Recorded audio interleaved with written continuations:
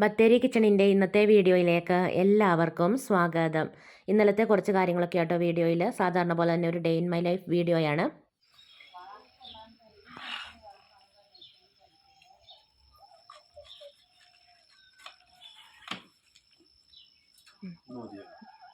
മൂന്നെണ്ണം.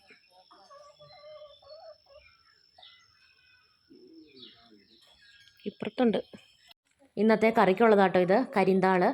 കർക്കിടക മാസത്തിലൊക്കെ ഇത് കഴിക്കുന്നത് ഏറ്റവും നല്ലതാണ്. അപ്പോൾ കുറച്ച് വഴുതനയും കൂടെ ചേട്ടയെ പറിക്കുന്നുണ്ട്.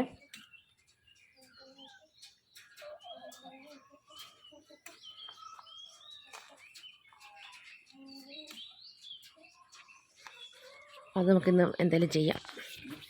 അതിന്ന് എന്തെങ്കിലും ഉണ്ടാക്കാം. അവിടെ അല്ല, ഇതേത് ഇവിടെ വളഞ്ഞു വയ്ക്കുന്നുണ്ടോ മുകളിൽ?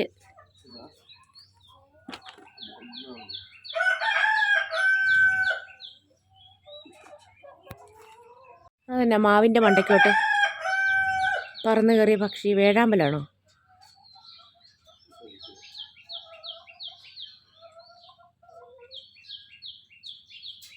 ഈ വെണ്ട കുറേ കൂടെ പൊക്കം വെച്ചിട്ടേ കായ ആവത്തുള്ളൂ അല്ലേ?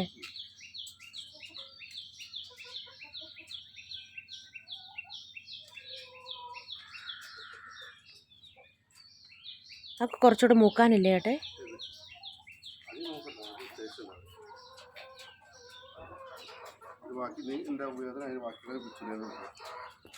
താളിൻ്റെ തൊലിയൊക്കെ ഉരിച്ച് കളഞ്ഞിട്ട് ചെറുതായിട്ട് മുറിച്ച് നന്നായിട്ട് കഴുകി എടുക്കുന്നുണ്ട്. ഇത് വെന്ത് കഴിയുമ്പോൾ അങ്ങ് ചൊങ്ങും കേട്ടോ. ഒരുപാടങ്ങ് ചെറുതായിട്ട് മുറിക്കൊന്നും വേണ്ട. പിന്നെ കുറച്ച് ഉപ്പും മഞ്ഞളും വാളംപുളി പിഴിഞ്ഞ വെള്ളവും എല്ലാം കൂടെ ഒഴിച്ചിട്ടാണ് കേട്ടോ വേവിച്ചെടുക്കുന്നത്. എനിക്കിത് മുറിച്ചെടുക്കുകയൊക്കെ ചെയ്യുമ്പോൾ കൈയൊന്നും അങ്ങനെ ചൊറിയാറില്ല. ഇനിയിപ്പോൾ കൈയൊക്കെ ചൊറിയുവാണെങ്കിൽ കുറച്ച് വെളിച്ചെണ്ണ കയ്യെ പുരട്ടിയാൽ മതിയേ. പിന്നെ കടുക് വറുക്കാൻ വേണ്ടിയിട്ട് ചെറിയുള്ളിയും വറ്റൽമുളകും കറിവേപ്പിലയൊക്കെ എടുത്ത് വെച്ചിട്ടുണ്ട്. തേങ്ങയും മഞ്ഞളും ജീരകവും ചെറിയുള്ളിയും വെളുത്തുള്ളിയും കാന്താരി മുളകാണ് ഏറ്റവും നല്ലത്. ഞാനിപ്പോൾ കുറച്ച് പച്ചമുളകാട്ടോ എടുത്തേക്കുന്നത്. എല്ലാം കൂടെ കൂട്ടി അരച്ച് വെന്ത താളിലേക്ക് ചേർത്ത് മിക്സിയുടെ ജാറ് കഴുകി കുറച്ച് വെള്ളം ഒഴിക്കുന്നുണ്ട്. എന്നിട്ട് ലാസ്റ്റ് കടുകും വറുത്ത് ചേർക്കുക. ഉപ്പും പുളിയൊക്കെ വേണമെന്ന് നോക്കിയിട്ട് ചേർത്താൽ മതി. പിന്നെ പുളി കുറച്ച് കൂടുതലായിട്ട് നിൽക്കണം കേട്ടോ, അന്നേരം കറിക്ക് നല്ല ടേസ്റ്റ് ഉണ്ടാകത്തുള്ളേ. പണ്ടുള്ള ആൾക്കാരൊക്കെ പറയും താള് ചേനയൊക്കെ അടുപ്പേ വെച്ചൊന്ന് തിളച്ച് കഴിയുമ്പം കൈയുടെ ചൊറിച്ചിലൊക്കെ മാറുമെന്ന്. അത് ശരിയാണോന്ന് അറിയത്തില്ല കേട്ടോ. അപ്പോൾ രാവിലെ ചപ്പാത്തി ഉണ്ടാക്കിയേ. ഞാൻ ഉപ്പും കുരുമുളകും ഒക്കെ ഇട്ട് മുട്ടയൊന്ന് ചിക്കി പൊരിച്ച് പിന്നെ കുറച്ച് സവാള അരിഞ്ഞതും പിന്നെ തക്കാളിയും സോസും എല്ലാം കൂടെ ഒഴിച്ചിട്ടൊന്ന് ചുറ്റിച്ചെടുക്കുക കേട്ടോ. പിന്നെ നമ്മുടെ കയ്യിൽ എന്തൊക്കെ പച്ചക്കറി ഉണ്ടോ അതൊക്കെ ഇതിനകത്ത് വെക്കാം. പിന്നെ മുട്ടയ്ക്ക് പകരം ഇറച്ചിയൊക്കെ ഉണ്ടെങ്കിൽ, ചിക്കനോ ബീഫോ ഒക്കെ ഉണ്ടെങ്കിൽ അതും ഉപ്പും മഞ്ഞളും കുരുമുളകും ഒക്കെ ഇട്ട് വേവിച്ചിട്ട് ഇതിനകത്ത് വെക്കാം കേട്ടോ. അപ്പോൾ അങ്ങനെ രാവിലെ അതാ കഴിച്ചത്. വേറെ ചപ്പാത്തിക്ക് കറിയൊന്നും ആക്കിയില്ലായിരുന്നേ. പിള്ളേർക്ക് കൊടുക്കാനുള്ളതായതുകൊണ്ട് അതിനകത്ത് ഞാൻ പച്ചമുളകൊന്നും അരിഞ്ഞ് ഇട്ടിട്ടില്ല കേട്ടോ. നമുക്ക് വലിയ ആൾക്കാർക്കാണെങ്കിൽ കുറച്ച് പച്ചമുളകും കൂടെ വട്ടത്തിൽ അരിഞ്ഞ് ഇടുകയൊക്കെ ചെയ്യാം. പിന്നെ ഉള്ളിയും തക്കാളി പച്ചമുളക് നമ്മൾ ക്യാരറ്റും ഒക്കെ ചേർക്കുന്നുണ്ട്. അതൊന്നും വേവിക്കൊന്നും വേണ്ട, വെറുതെ ചെറുതായിട്ട് കനം കുറച്ച് നീളത്തിൽ അരിഞ്ഞിട്ട് ഇട്ട് കൊടുത്താൽ മതി കേട്ടോ. ഇപ്പം 8:20 വേഗം പാത്രമൊക്കെ കഴുകി അടിച്ചു വാരി തറയൊക്കെ തുടയ്ക്കുക. ഇന്നിപ്പോൾ കുഞ്ഞിപ്പെണ്ണിനെയും കൊണ്ട് ഇഞ്ചക്ഷൻ വെക്കാൻ പോകണം, 5-ാം വയസ്സിൽ ഇഞ്ചക്ഷൻ വെക്കാൻ വേണ്ടിയിട്ട്. അപ്പോൾ 8:45 ആകുമ്പോൾ വീട്ടിൽ നിന്ന് ഇറങ്ങണം. ചേട്ടായി ജോലിക്ക് പോകുന്നുണ്ട്, ആ കൂടെ പോകാൻ വേണ്ടിയിട്ടാണേ. രാവിലെ നമ്മുടെ അടുത്തുള്ള 2 താത്താമാർ വന്നിട്ടുണ്ടായിരുന്നേ. അവർ ക്ലീനിങ് ലോഷനൊക്കെ വിൽക്കുന്നതാണ്. അപ്പോൾ അങ്ങനെ അവർ വന്ന് പോയി. അതൊക്കെ കഴിഞ്ഞ് പിന്നെ ഞങ്ങൾ വേഗം ഹോസ്പിറ്റലിലേക്ക് പോകാൻ വേണ്ടി ഇറങ്ങും കേട്ടോ. നേഹ ബാ, എന്നാച്ചുവാ? ആ, കുഞ്ഞിപ്പെണ്ണിനോട് ഇഞ്ചക്ഷൻ വെക്കാനാന്നൊക്കെ വീട്ടിൽ നിന്ന് തന്നെ പറഞ്ഞിട്ടോട്ടോ പോയത്. അവൾ കരയാലെന്നൊക്കെ പറഞ്ഞ് നല്ല സന്തോഷത്തിലായിരുന്നേ പോയത്. ഇങ്ങോട്ട് വാ, ഇങ്ങോട്ട് വാ.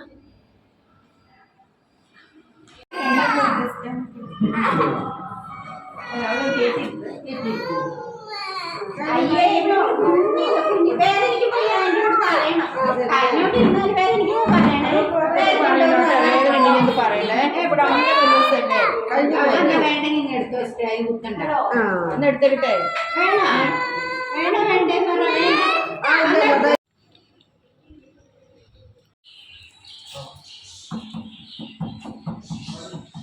വണ്ടി വന്നു കുഞ്ഞവാ, ഓടല്ലേ ഓടല്ലേ.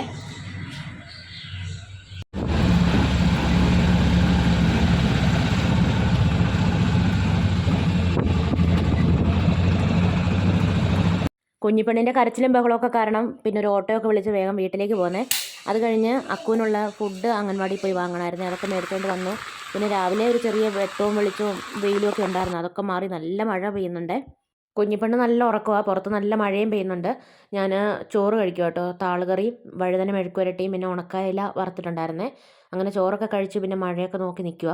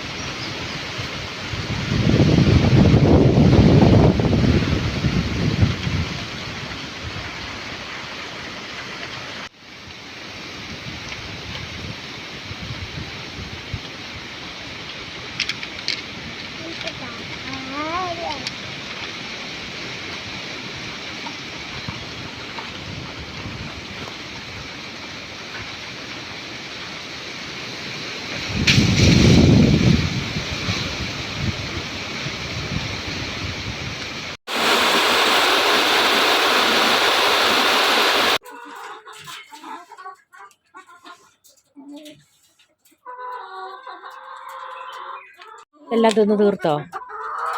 എന്നാ ഇപ്പം തരാം കേട്ടോ.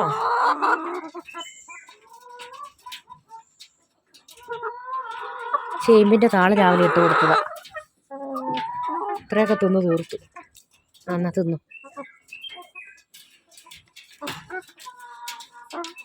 ഇതാ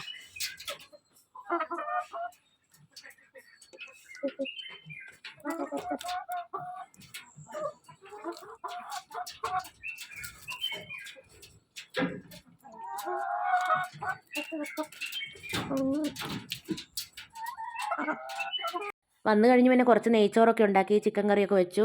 ഞങ്ങൾ രാത്രിയിൽ ഭക്ഷണമൊക്കെ കഴിച്ചു കഴിഞ്ഞു. കുഞ്ഞിപ്പെണ്ണ് ഒന്നും കഴിക്കുന്നില്ല കേട്ടോ. ഉച്ചയായപ്പോൾ മുതൽ അവൾക്ക് ചെറുതായിട്ട് പനിക്കുന്നുണ്ട്.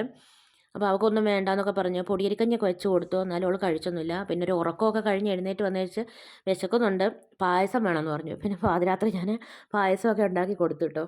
കുറച്ച് സേമിയായും പാലും ഒക്കെ ഇരിപ്പുണ്ടായിരുന്നു. അണ്ടിപ്പരിപ്പും മുന്തിരിയൊന്നും ഇല്ലായിരുന്നേ. പിന്നെ ഉള്ളതൊക്കെ വെച്ചിട്ട് ഒരു പായസമൊക്കെ ഉണ്ടാക്കി കൊടുത്തു. അത് കഴിഞ്ഞ് പിന്നെ കുറച്ച് അരി വെള്ളത്തിലിട്ടിട്ടുണ്ടായിരുന്നു കേട്ടോ. അത് അരയ്ക്കാൻ വേണ്ടിയിട്ട് ആദ്യം അരച്ചെടുത്തു, ഒരു കുഴപ്പമില്ലായിരുന്നു. രണ്ടാമത് കുറച്ചുകൂടെ അരയ്ക്കാനുണ്ടായിരുന്നു. അത് അരയ്ക്കാനിട്ടപ്പം മിക്സിയുടെ ബ്ലേഡ് പൊട്ടിയിട്ട് പിന്നെ അടപ്പൊന്നും തെറിച്ച് പോയി വലിയ അപകടമൊന്നും ഉണ്ടാവാതെ രക്ഷപ്പെട്ടു.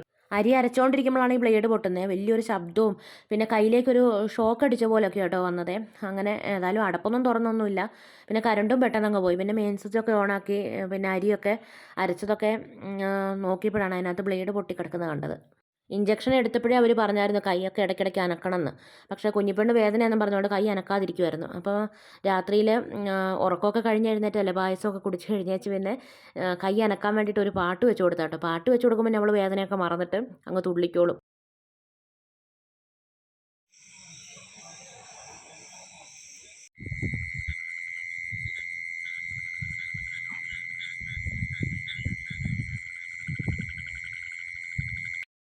ഇന്നത്തെ ഒരു കുഞ്ഞു വീഡിയോയാണ്. വീഡിയോ ഇഷ്ടപ്പെട്ടെങ്കിൽ സബ്സ്ക്രൈബ് ചെയ്യാനും ലൈക്ക് ചെയ്യാനും ഷെയർ ചെയ്യാനും കമൻറ്റ് ചെയ്യാനൊന്നും മറന്നു പോകരുതേ. നാളെ പുതിയൊരു വീഡിയോയുമായി നമുക്ക് വീണ്ടും കണ്ടുമുട്ടാം.